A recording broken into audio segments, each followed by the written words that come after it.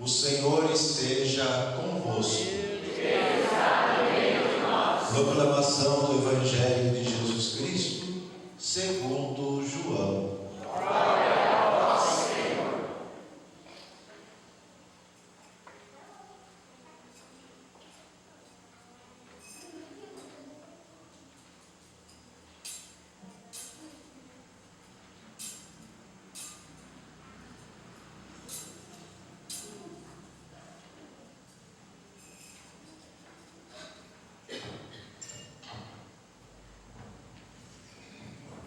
Naquele tempo, disse Jesus a seus discípulos: Eu sou a videira verdadeira, e meu Pai é o agricultor.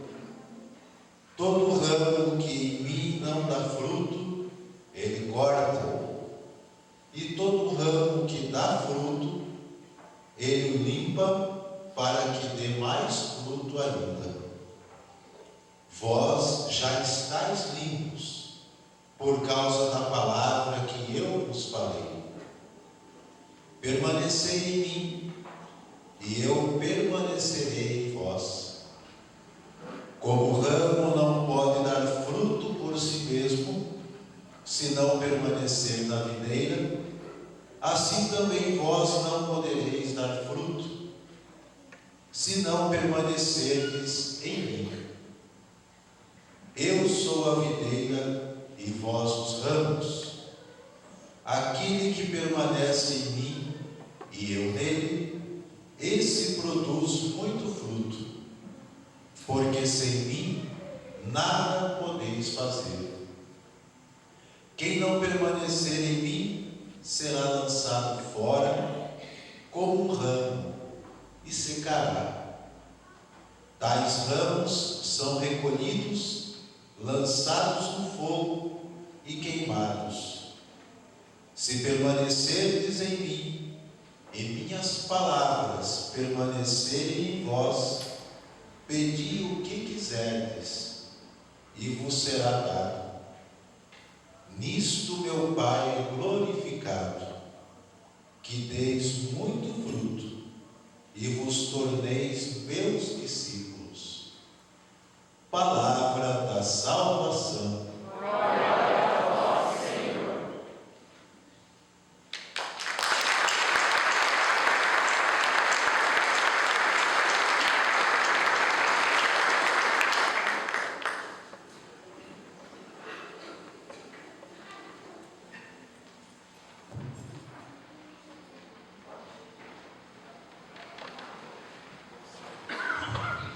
Então vamos nos sentar por alguns instantes.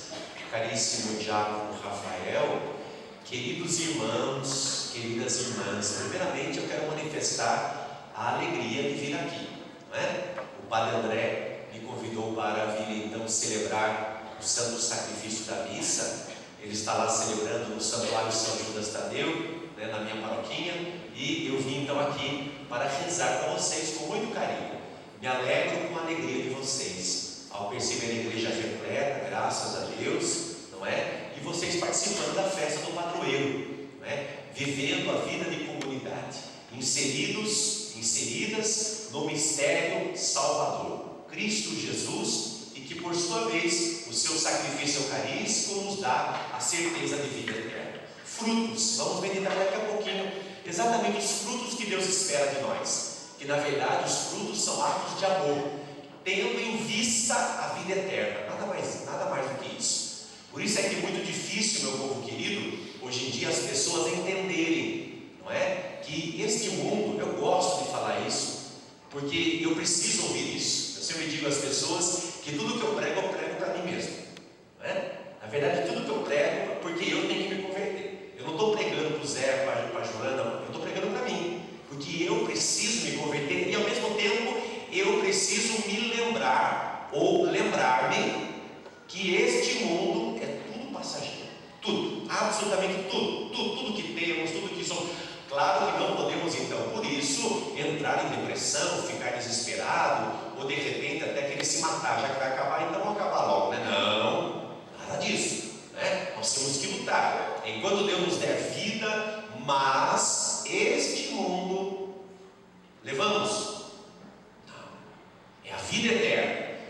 pisar de olho lá, no céu, na eternidade. Por isso, irmãos e irmãs, a primeira leitura de hoje manifesta para nós um problema na comunidade. Vamos lembrar, compadre, vocês me ajudam, tá bom? Ok? Então eu tenho o costume de mexer com vocês, né? Alguém cochila, eu já dou um toquinho, eu vou aí, dou uma beliscadinha, tá bom? Então vamos lá, a primeira leitura, livro dos Atos dos Apóstolos. Teve um problema, nós chamamos o Atos dos Apóstolos, nós estamos aqui no capítulo 15, muito bem. O capítulo 15, não sei que estava escrito, né? O capítulo 15 de Atos vai falar para nós sobre o problema que havia entre a comunidade primitiva. Vamos estudar um pouquinho a história de Atos dos Apóstolos? Já ouviram falar na chamada circuncisão? Sim ou não? Sim. Já mesmo? Já ouviram falar do Concílio de Jerusalém? Sim? Então vamos entender um pouquinho aqui. Tinha um problema na comunidade. O que acontece? Como a comunidade começou a crescer e foi se multiplicando, o que acontece? Tinha um grupo, presta atenção, tinha um grupo dos apóstolos liderado por Tiago, chamado Tiago Menor, primo de Jesus. E o grupo de Tiago dizia o seguinte: olha, aquele que é pagão e se converte ao cristianismo, ou seja, aceita Cristo Jesus, primeiro tem que ser judeu. Por quê? Vamos lá atrás um pouquinho. Quando Deus, por sua vez, em Abraão, Gênesis capítulo 12, fez aliança com Abraão. Qual foi a aliança que Deus fez com Abraão? Aliança na carne. A primeira aliança que Deus fez, estou falando aqui, Gênesis 12, aonde se prova historicamente, Abraão existiu, ok? A primeira aliança que Deus fez, eu não estou falando da aliança do dilúvio, o arco-íris, nada disso, esqueça isso. Vamos para a primeira aliança teológica, histórica, Gênesis 12, que Deus fez, foi a aliança com Abraão, feita na carne. E qual foi esse tipo de aliança? Aliança chamada circuncisão, né? Então, olha só, não vá se assustar não, compadre. O padre vai explicando para vocês entenderem. Essa aliança na carne era feita no órgão genital masculino e que por sua vez como uma aliança, o que nós conhecemos hoje como fimose. Nossa, padre, é verdade. Foi a primeira, mas por que, padre? Não entendi. Vamos explicar. Por quê? Porque era exatamente dali, e no Rio de Fato até hoje, e através então também, claro, da mulher, que se tem o quê? A fertilidade. Então, e sobretudo naquele tempo, onde a mulher, infelizmente, não era tida como uma coisa. Então, o que dava, não é, ao homem a virilidade? O órgão genital. Nossa, o padre, não entendi. Espera aí, vamos devagar. E Deus então marca em Abraão a carne dos homens, lembrando que haveria então a fertilidade, a descendência passaria de geração em geração. Entenderam circuncisão? Belezuda, ok. Não quero que ninguém pergunte nada sobre isso, tá bom? Volta ao final, tá ok? Estou explicando a vocês. Agora, o que acontece no tempo de Jesus? Vamos entender. Abaixa um pouco o microfone para mim, que eu tenho um pico de voz.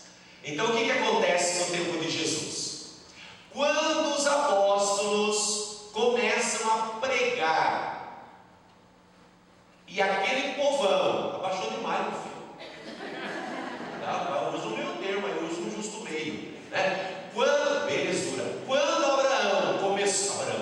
Quando os apóstolos começaram a pregar, e o povão, que não era nada com nada, se converteram, então eles eram pagãos, e encontraram Jesus, a turma de Tiago falou o quê?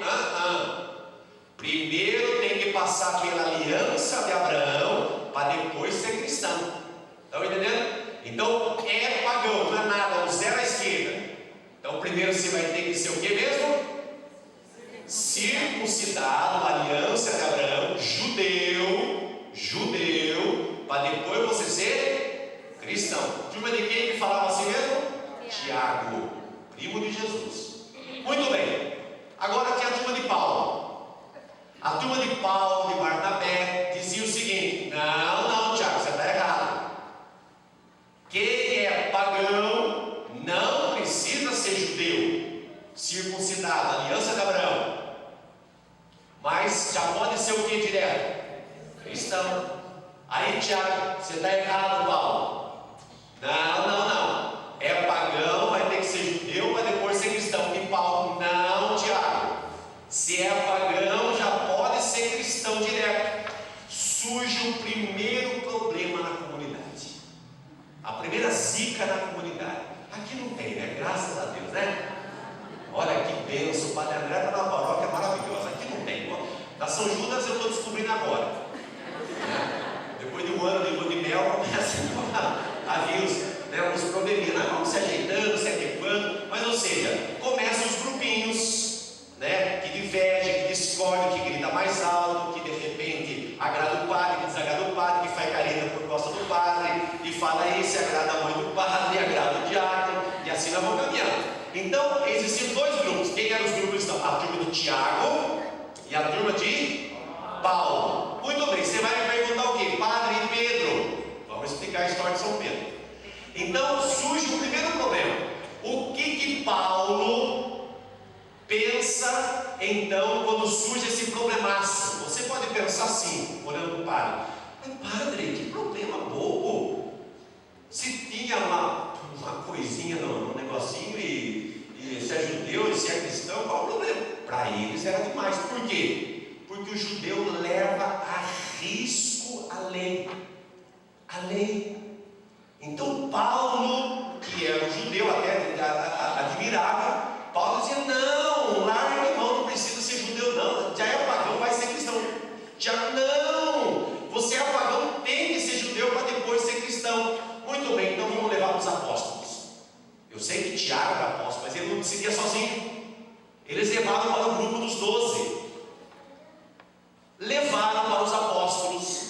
Surge então o primeiro problema: circuncisão. A solução: concílio de Jerusalém. O primeiro concílio na história, onde a igreja primitiva pediu ao Papa da época. Quem era o Papa? Claro que não tinha esse nome. Quem era? Pedro. Pedro, eu sei o que você fala. Só que tinha um problema. Pedro queria ficar em cima do muro. Já viram essa história ou não? Você sabe aquele na comunidade que quer agradar todo mundo? Um fala mal, ele está lá. Costura. Daqui a pouco ele arruma a carça e vai para outro grupo. Costura. Daqui a pouco ele volta aqui, já leva de lá para cá, vem cá para lá. Aqui não tem, graças a Deus, né? É assim mesmo, né? Aquele que quer estar bem com todo mundo, da política, da boa vizinhança, do tecido. Eu ia falar uma frase feia aqui, que vocês sabem qual que é, né? Aquela da moita, né? Você sabe, né? Então, quer dizer, não faz ou não sai da moita, né? É a mesma coisa. Por que Pedro? Nossa, eu estou falando do primeiro Papa, isso. Por quê? Porque a hora que chegava a turma de Tiago, nós vamos ver lá para frente isso. A hora que chegava a turma de Tiago, o que Tiago dizia mesmo? Pagão tem que ser judeu e depois tem que ser cristão. Pedro ficava: é isso mesmo, Tiago. Olha que isso é pagão, então tem que ser judeu e depois tem que ser isso. Daqui a pouco a turma de Tiago se escava e embora. Chegava a turma de Paulo. O que Pedro fazia? É isso mesmo, Paulo. É desse jeito mesmo. Não precisa ser judeu, não basta ser pagão, já vai direto ser cristão. Uma certa hora, lá em Gálatas, nós vamos ver essa briga. Paulo não aguentou de ver o que Paulo vai chamar, ao pé da letra, a hipocrisia de Pedro. Mas que coragem! Por isso que eu venero São Paulo. São Paulo viu aquela hipocrisia de São Pedro, chegou e falou para ele: você é um hipócrita. Porque enquanto eles estão aqui, você está junto. Eles viram a costa, você vai para o outro lado. Nós exigimos de você, Pedro, uma palavra, porque foi a você que o Senhor confiou a chave do reino dos céus. Olha que coisa mais linda, gente. A partir dali surge o grande discurso de São Pedro. Tiago vai falar como bispo da igreja primitiva de Jerusalém, primo do Senhor, era a mãe das igrejas, a chamada pentarquia, é uma palavra teológica, não dá para explicar agora. Aí Pedro fala, Pedro vai dizer, encerrando o concílio, ele vai com que falando essas palavras, não é? Sucedendo ao Senhor, então definimos que os que ingressam do paganismo para o cristianismo não vamos impor fardo algum sobre eles. Fardo algum. São Pedro fala, nossa, Paulo também depois daqueles prega, né? Vai ficar contra São Paulo, vai que apanha, né? Não é verdade? Né? E Tiago deve ficar meio bravinho, claro, né? Mas então o que quer dizer isso para nós, meus irmãos e minhas irmãs? Na vida também de comunidade, na vida para decidirmos as coisas, vale muito seriamente o que a igreja fala para nós. A definição da igreja, o que a igreja pede, o que a igreja determina, o que devemos fazer. Interessante, a definição do Concílio de Jerusalém, se não me falha a memória, ainda dizia: não comamos as carnes aos ídolos, não porque nós não podemos comer, mas porque se comermos, podemos escandalizar os pequeninos. Então eu tiro uma outra lição disso. A gente, sacerdote, diácono, seminarista, freira, leigo de comunidade, nós temos que tomar cuidado para não escandalizarmos as pessoas, e sobretudo no âmbito religioso, na vida de comunidade. As pessoas, eu tenho uma frase do Papa Bento XVI na minha cabeça, que eu até compartilhei esse dia no Facebook do Santuário São Judas Tadeu. Deus é a única riqueza que as pessoas querem ver no sacerdote. Eu nunca esqueço essa expressão, né, gente? Até me arrepia. Deus é a única riqueza que as pessoas querem ver no sacerdote. Aplauda Jesus, olha que coisa mais linda. É só isso que as pessoas querem. É isso que as pessoas querem. E aí nós vamos para o Evangelho. Entenderam a primeira leitura, sim ou não?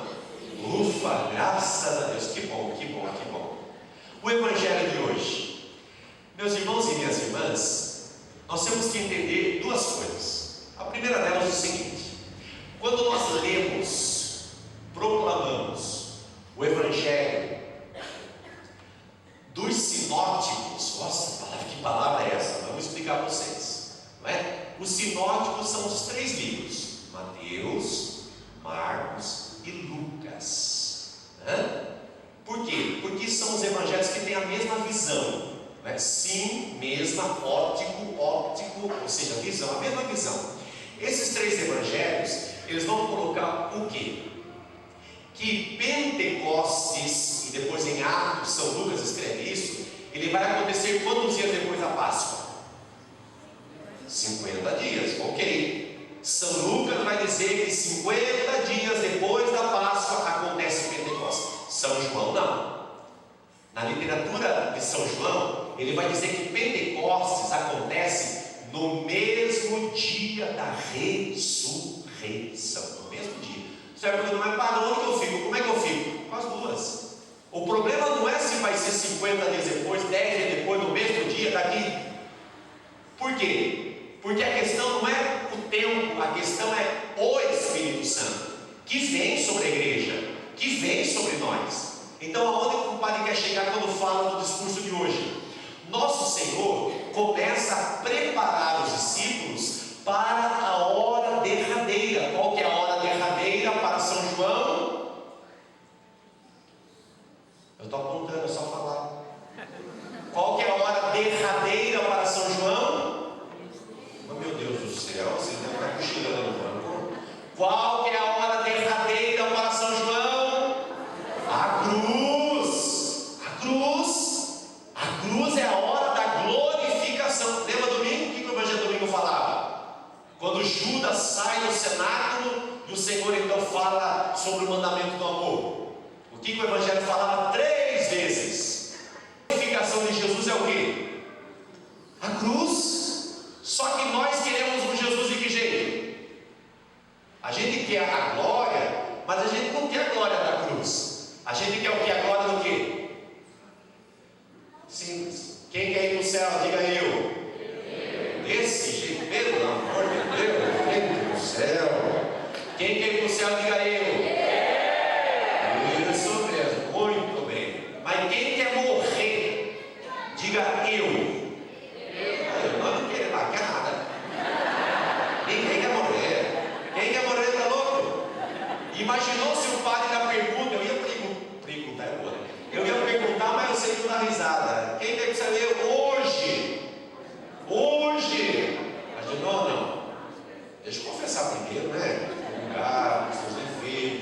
Assim, por que o padre está falando isso? Porque a glorificação, gente, parte do princípio da cruz. Então, nosso Senhor, no discurso de hoje, ele vai falar o quê? Ele está preparando o coração dos apóstolos para o quê? Para a cruz. E aí ele vai começar a falar para eles: olha, eu sou a videira, só que essa videira tem um predicado. Como eu falei, né? São José, beleza? O quê? O operário. É uma festa recente da igreja, por volta da década de 50, não é? É uma festa recente. São José, vírgula, operário, quer dizer, trabalhador. Fecha parênteses. Então a videira é o quê? Videira, eu sou a videira verdadeira. É a coisa mais linda do mundo. Por quê? Porque existe a videira falsa. Existe a videira falsa. Eu sou a videira. Nosso Senhor fala bem claro. E lá atrás ele falou em João 10: eu sou o bom pastor. Por quê? Porque tem o mau pastor. Tem ladrão, tem assaltante, tem assassino, tem isso, tem aquilo, tem mercenário.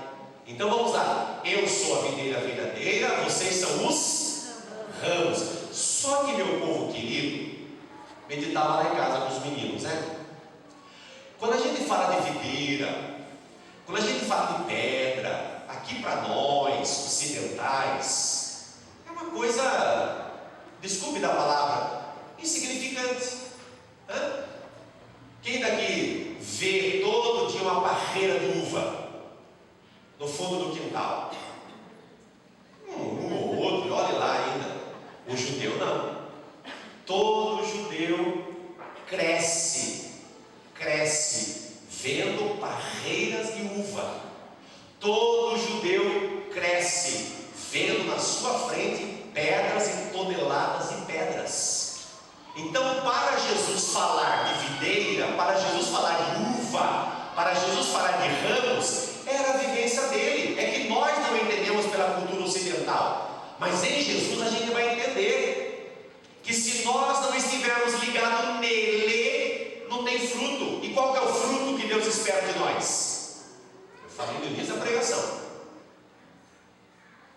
Repita com o padre: o fruto. Meu Deus do céu. Não precisa gritar, é só falar forte. O fruto. Que Deus espera de mim. É um ato de amor. Pronto. É isso. O fruto que Deus espera de mim é um ato de amor. Os frutos que Deus espera que eu dê são atos de amor. Atos de amor. Nosso Senhor não falou domingo do Evangelho: nisto conhecereis que vocês são meus discípulos. De que forma? Se vocês se espancarem uns aos outros. É assim? Se vocês se agredirem uns aos outros. Agora virou moda, né? Se vocês cuspirem uns aos outros, né? É assim?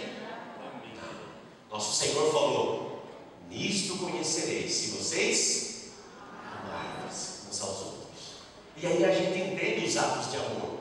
Nosso Senhor, meu povo, meu irmão, minha irmã, terminando a homilia, espera do Padre, espera de nós atos de amor.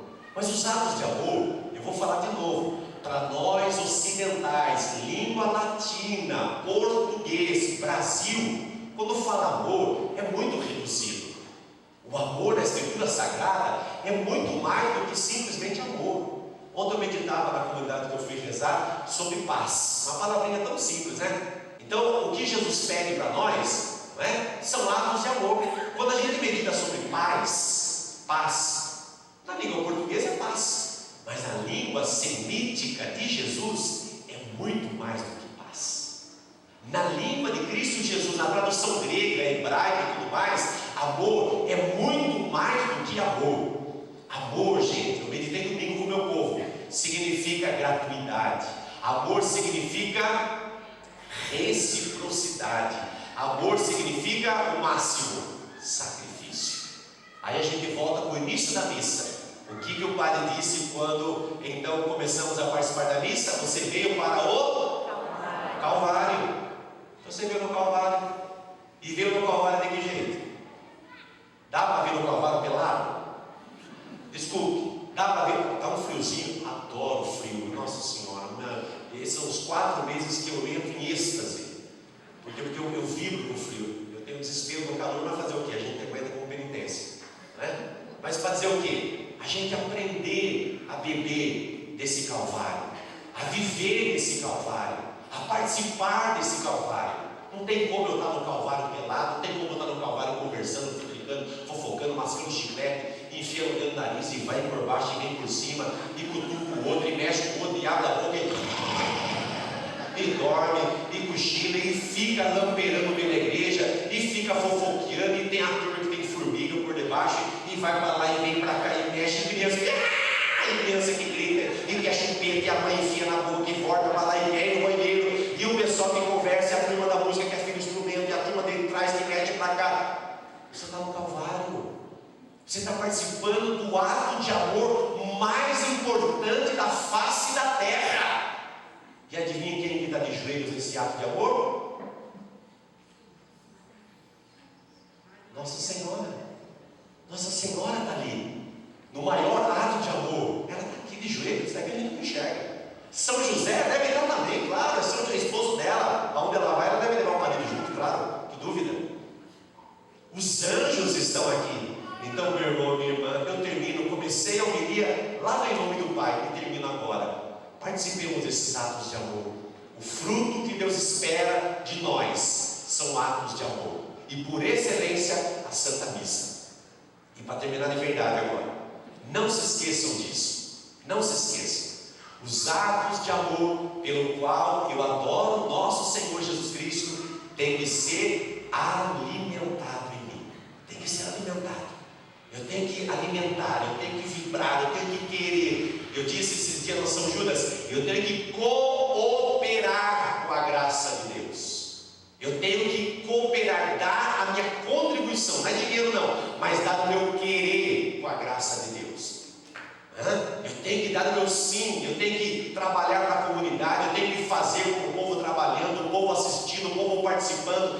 Esse cooperar com a graça de Deus, me abrir ao Espírito, faz com que os frutos sejam abundantes. Querem conhecer as obras de Jesus? Ou melhor, querem conhecer o coração de Jesus? Ou quem segue Jesus? Vejam as obras que Jesus fez e vejam as obras que seguem Jesus, o que eles fazem. Estão entendendo? Vocês querem conhecer Jesus? Vejam as obras de Jesus. Querem conhecer quem segue Jesus? Veja as obras que Jesus fez através dele ou dela. Ai, gente, é coisa mais linda. Se a gente entendesse isso, olha, eu tenho certeza que muitos de nós receberíamos milagres em cada missa que participássemos pelos atos de amor que oferecemos. Louvado seja nosso Senhor.